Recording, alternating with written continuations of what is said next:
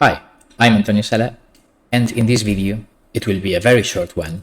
We will see that the SVD command for singular value decomposition and the PCA command from the statistic toolbox give the same results.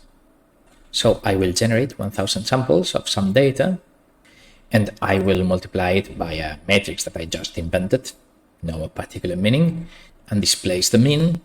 So we'll have a 1000 times 4 matrix that we will process as follows. First, we will standardize, normalize to unit variance, unit standard deviation. That's usually done when mixing data from many sources with non-comparable units. So, okay, let's do it.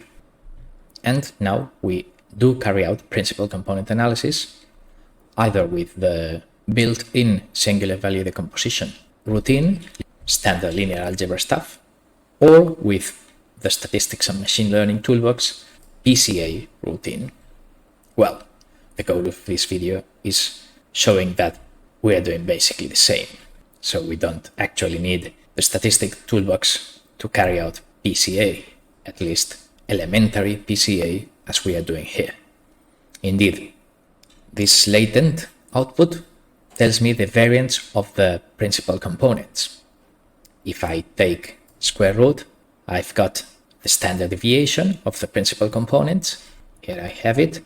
And if I get the diagonal elements of matrix S and divide by the square root of the number of samples, well, -1 because I detrended things, well, as you can see, the output is coincident. I divide by the square root of the number of samples because I divide by the number of samples when computing variance, so standard deviation needs the square root of the number of samples. Well, with this square root trick, we get the same in S as in latent. Next, we'll see that V matrix and coef output are the same as well. Indeed, here we have it. It's the same change of variable. Well, we have a different in signs in the last columns, but that sign difference is irrelevant. It's not a problem in any application because it's as irrelevant as saying that positive is moving to the right or moving to the left. It doesn't matter in the subsequent processing.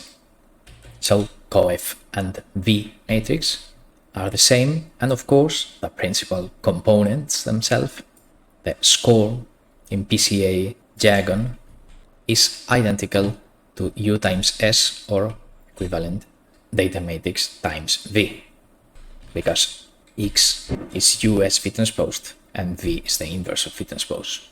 So okay, US and score are exactly the same, except of course the sign of these columns because we inverted the change of variable. And indeed the standard deviation of these principal components, standard deviation of this score stuff, is given by these values that are coincident with the latent or diagonal of S stuff we first analyzed. So this is it. We don't really need the statistic toolbox to do this straightforward principal component analysis. We can do it with the built-in SVD command in basic Matlab. The output of both things is the same. Good. So we end here. Thanks for watching.